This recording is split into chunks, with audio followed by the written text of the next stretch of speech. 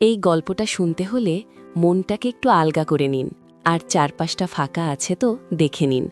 না হলে হয়তো একটা অদ্ভুত অস্বস্তি ঘিরে ধরবে, আর ভাববেন, ইস, কি শুনলাম। আসলে কিছু কিছু কথা এমনই হয় যা সবার সামনে বলা যায় না, কিন্তু ভেতরে পুষে রাখলেও যেন দমবন্ধ হয়ে আসে। আমার নাম মিতালি, আমার বাড়ি বর্ধমানে। ছোটবেলা থেকেই আমি একটু শান্ত স্বভাবের ছিলাম, কিন্তু ভেতরে ভেতরে একটা আলাদা জগৎ ছিল আমার। সেই জগতে লুকানো ছিল কত স্বপ্ন, কত ইচ্ছে, যা বাইরে থেকে কেউ দেখত না। বরের সঙ্গে যখন আমার বিয়ে হলো, তখন আমার বয়স মাত্র ২১। আমি এসেছিলাম একটি ছোট পরিবার থেকে, আর এখানে এসে যখন দেখলাম এত বড় যৌথ পরিবার, তখন সব কিছুতেই যেন একটা অচেনা গুমোট ভাব। বরের পরিবারটা বেশ বড়, আর যৌথ পরিবারের অনেক নিয়মকানুনের মাঝে আমার নিজের স্বকীয়তা যেন একটু চাপা পড়ে গিয়েছিল।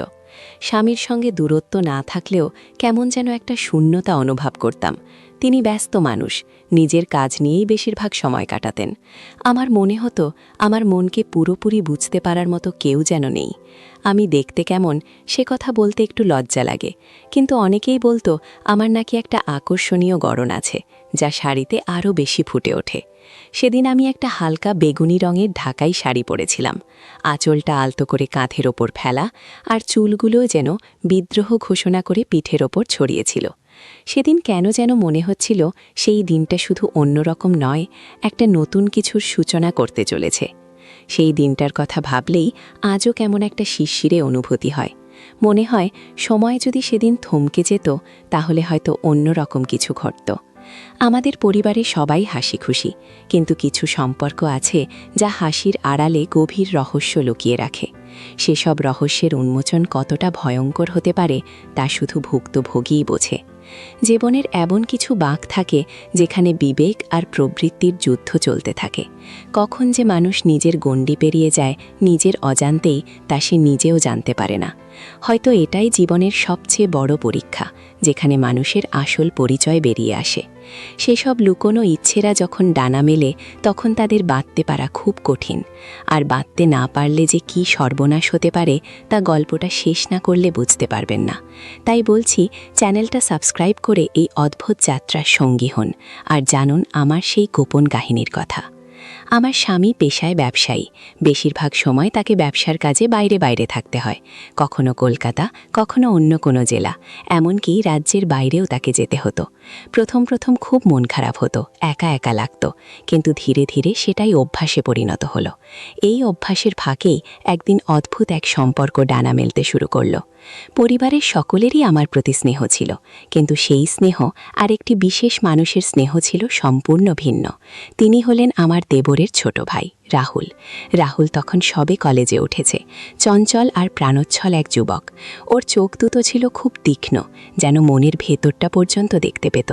আমি যখন নতুন বউ হয়ে এসেছিলাম, তখন থেকেই রাহুল আমার সঙ্গে খুব সহজভাবে মিশত। এটা দেখে বাড়ির অন্য কেউ তেমন কিছু মনে করত না, কারণ সে তো ছোট, দেবর ভাবির সম্পর্ক তো এমনই হয়। কিন্তু সময়ের সাথে সাথে এই সম্পর্কটা যেন একটু একটু করে অন্য মোড় নিতে শুরু করলো। রাহুল সব সময় আমার কাছাকাছি থাকার চেষ্টা করত। আমি রান্নাঘরে কাজ করছি, সে এসে পাশে দাঁড়িয়ে এটা ওটা জিজ্ঞেস করত। বাজার থেকে ফিরলে আমার জন্য আলাদা করে কিছু না কিছু নিয়ে আসত। ওর এই ছোট ছোট যত্নগুলো আমার বড় একা লাগা জীবনে এক ফোঁটা জলের মতো ছিল। আমার স্বামী যখন অনুপস্থিত থাকতেন, তখন রাহুলই যেন বাড়ির পুরুষ সদস্য হিসেবে আমার পাশে দাঁড়াতো। কখনো ফ্রিজ খারাপ হলে, কখনো কল বিগড়ে গেলে রাহুলই সব ঠিক করে দিত। ওর সঙ্গ আমার ভালো লাগতে শুরু করেছিল। ওর সাথে গল্প করতে গিয়ে কখন যে সময় চলে যেত টের পেতাম না। ও আমার চুল নিয়ে খেলতে খেলতে বলতো, ভাবি, তোমার চুলগুলো যেন এক সমুদ্র, হারিয়ে যেতে ইচ্ছে করে। ওর এই ধরনের কথাগুলো শুনে আমার বুক ধুকপুক করত, শরীর কেমন যেন আনচান করত। আমি মুখ ফিরিয়ে বলতাম, ধুর, কী সব বলছিস, কিন্তু ভেতরে ভেতরে একটা মিষ্টি অনুভূতি কাজ করত। একদিন দুপুরে প্রচণ্ড গরমে লোডশেডিং হয়ে গেল। বাড়িতে তখন শুধু আমি আর রাহুল, বাকি সবাই গ্রামের বাড়িতে গিয়েছিল একটা পারিবারিক অনুষ্ঠানে। আমি সেলাই করছিলাম, গরমে ঘেমে অস্থির। রাহুল এসে আমার পাশে বসল। ওর চোখ দুটো যেন কেমন অস্থির দেখাচ্ছিল। ও আমার দিকে তাকিয়েছিল অনেকক্ষণ, আমি ওর চোখের দিকে তাকাতে পারছিলাম না। আমার বুকটা ধরফর করছিল। ও ফিসফিস করে বলল, ভাবি, তোমার কি খুব কষ্ট হচ্ছে? আমি মাথা নাড়লাম। ও উঠে গিয়ে একটা হাত পাখা নিয়ে এসে আমাকে বাতাস করতে লাগল। ওর হাতের স্পর্শ যখন আমার গাল ছুঁয়ে গেল, তখন আমার সমস্ত শরীর যেন বিদ্যুৎ স্পৃষ্ট হল। আমি হাতটা সরিয়ে নিতে চেয়েও পারলাম না। ও হঠাৎ আমার হাতটা ধরে ফেলল।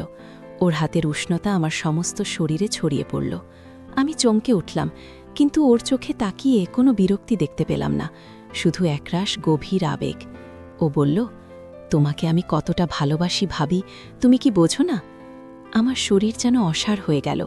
আমার মন বলছিল এটা ঠিক নয়, এটা পাপ, কিন্তু আমার হৃদয় যেন অন্য কিছু চাইছিল। আমি ওর হাত ছাড়িয়ে নিতে চেয়েও পারছিলাম না, যেন ওর হাতেই আমার সব শক্তি বাঁধা পড়েছিল। সেই মুহূর্তে যেন এক অদ্ভুত নিস্তব্ধতা আমাদের ঘিরে ধরেছিল, শুধু আমাদের হৃদয়ের দ্রুত স্পন্দন ছাড়া আর কোনো শব্দ ছিল না। এরপর থেকে আমাদের সম্পর্কটা যেন এক নতুন মাত্রা পেল। সেই নিস্তব্ধতার দেয়াল ভেঙে ও যেন আমার মনের গহীনে প্রবেশ করে ফেলেছিল। রাহুলের ছোঁয়া, ওর কথা বলার ভঙ্গি, ওর গভীর চাহনি সবকিছুই আমাকে এক অন্য জগতে নিয়ে যাচ্ছিল। যখন আমার স্বামী ব্যবসার কাজে বাইরে যেতেন, তখন রাহুলই আমার একমাত্র সঙ্গী হয়ে উঠত। বাড়ির অন্য সদস্যরা ব্যস্ত থাকত নিজেদের কাজে, আর আমি আর রাহুল নিজেদের জন্য এক আলাদা জগৎ তৈরি করে নিয়েছিলাম। কখনো বিকেলে ছাদে, কখনো রাতের বেলায় বাড়ির পেছনে ছোট বাগানে আমাদের দেখা হতো। এই দেখাগুলো ছিল একান্তই গোপনীয়, যেন চোর পুলিশ খেলার মতো। প্রতিটি মুহূর্ত ছিল উত্তেজনা আর একরাশ অজানা আশঙ্কায় ভরা। ও আমাকে বলতো, ভাবি, তুমি কি জানো, যখন তুমি আমার দিকে তাকাও আমার বুকটা কেমন করে ওঠে? মনে হয় যেন পুরো পৃথিবীটা আমার পায়ের তলায়। ওর এই ধরনের কথাগুলো আমার মনকে আরও বেশি উস্কে দিত। আমি জানতাম এটা ভুল, ঘোর অন্যায়, কিন্তু ওর আকর্ষণ থেকে যেন নিজেকে কিছুতেই দূরে সরিয়ে রাখতে পারছিলাম না। ওর আবেগ আর ভালোবাসার প্রকাশ এতটাই তীব্র ছিল যে আমি মাঝে মাঝে ভাবতাম, সত্যিই কি ও আমাকে ভালোবাসে, নাকি শুধুই একটা মোহ? কিন্তু সেই সব প্রশ্ন মনের কোণে চাপা পড়ে যেত ওর গভীর চোখের চাহনিতে। একদিন রাতে বাইরে তখন ঝিরঝির বৃষ্টি পড়ছিল, সবাই ঘুমিয়ে পড়েছিল। আমি নিজের ঘরে শুয়ে ছটফট করছিলাম, ঘুম আসছিল না। হঠাৎ দরজায় হালকা টোকা পড়ল। আমি চমকে উঠলাম। উঠে গিয়ে দরজা খুলতেই দেখি রাহুল দাঁড়িয়ে। ওর চোখে এক অদ্ভুত আকুতি। ও ঘরে ঢুকে দরজাটা আলতো করে ভেজিয়ে দিল। ও আমার দিকে তাকিয়ে বলল, ভাবি, ঘুম আসছিল না, তোমার সাথে একটু কথা বলতে এলাম। ওর গলাটা যেন কেমন ভারী লাগছিল। আমি কিছু বলার আগেই ও আমার হাত দুটো ধরে ফেলল। ওর হাতগুলো যেন কাঁপছিল। ও আমাকে খুব আলতো করে নিজের কাছে টেনে নিল। আমার সমস্ত শরীরে যেন আগুন ধরে গিয়েছিল। আমি জানতাম এটা চরম ভুল, কিন্তু সেই মুহূর্তে ওর এই নৈকট্য থেকে নিজেকে ছাড়িয়ে নেওয়ার কোনো শক্তি আমার ছিল না। ও আমার কপালে একটা দীর্ঘ চুমু খেল, তারপর কানের কাছে ফিসফিস করে বলল, আমাকে ছেড়ে যেও না ভাবি, আমি তোমাকে ছাড়া বাঁচতে পারবো না। ওর কথাগুলো যেন আমার মনকে আরও বেশি দুর্বল করে দিচ্ছিল। এই ছিল ওর নীরব ব্ল্যাকমেইল, ভালোবাসার মোড়কে এক অদ্ভুত নিয়ন্ত্রণ। ও যেন আমার একাকিত্বের সুযোগ নিয়ে আমার সমস্ত সত্তাকে গ্রাস করতে চাইছিল। সেই রাতে আমরা দুজন অনেকক্ষণ একে অপরের খুব কাছাকাছি ছিলাম।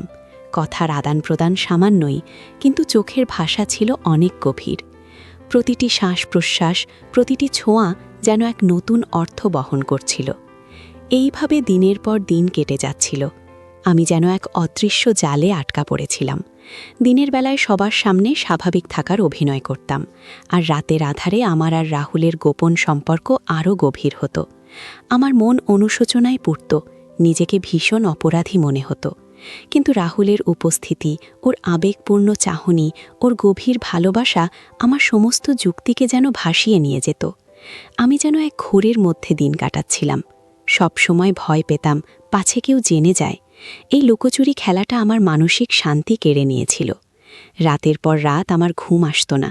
আয়নার সামনে দাঁড়িয়ে নিজের চেহারা দেখতাম। চোখের নিচে কালি পড়েছিল, হাসিটা যেন কোথাও হারিয়ে গিয়েছিল।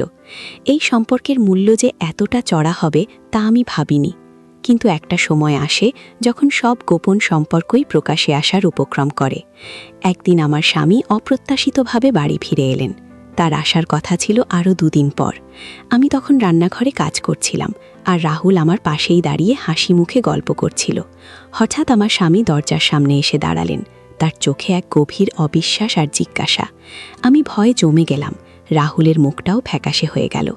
স্বামী শুধু একবার আমাদের দুজনের দিকে তাকালেন, তারপর কোনো কথা না বলে নিজের ঘরে চলে গেলেন। সেই মুহূর্তটা ছিল আমার জীবনের সবচেয়ে ভয়ঙ্কর মুহূর্ত। আমার মনে হচ্ছিল যেন আমার পায়ের তলা থেকে মাটি সরে যাচ্ছে। এরপর কি হলো সেটা আর বলার প্রয়োজন নেই।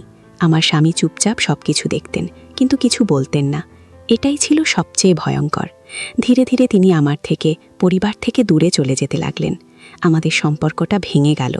রাহুলও লজ্জা আর অনুশোচনায় শহর ছেড়ে চলে গেল, একটা নতুন জীবন শুরু করার জন্য। আমার জীবনটা যেন এক ঝটকায় এলোমেলো হয়ে গেল। যে সম্পর্ককে আমি সুখ ভেবে আঁকড়ে ধরেছিলাম, সেটা আসলে ছিল এক মরীচিকা। এই ঘটনা থেকে আমি যা শিখেছি তা হলো, নিষিদ্ধ সম্পর্কের আকর্ষণ যতই তীব্র হোক না কেন, তার শেষ পরিণতি সবসময় ধ্বংসাত্মক হয়। আবেগ আর প্রবৃত্তি যখন বিবেকের ওপর চেপে বসে, তখন মানুষ ভুল পথে পা বাড়ায়, আর সেই ভুলের মাসুল গুনতে হয় সারা জীবন। পরিবার, সম্মান, আত্মমর্যাদা সবকিছু এক নিমেষে ধূলিসাৎ হয়ে যেতে পারে।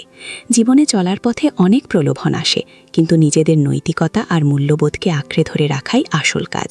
হয়তো আমার গল্পটা শুনে অনেকেই আমাকে বিচার করবেন, কিন্তু আমার অভিজ্ঞতা এটাই বলে যে সুখের মূল ভিত্তি হলো সততা আর বিশ্বাস। যে সম্পর্ক এই ভিত্তির ওপর দাঁড়ায় না, তা বেশি দিন টিকে থাকতে পারে না, আর যদি টিকে থাকেও, তার পরিণতি কখনোই ভালো হয় না। তাই সব সময় মনে রাখবেন, সম্পর্কের সীমারেখাগুলো খুব জরুরি। সেই সীমারেখা পার হলেই সর্বনাশ, যা কোনোদিন আর পূরণ হওয়ার নয়।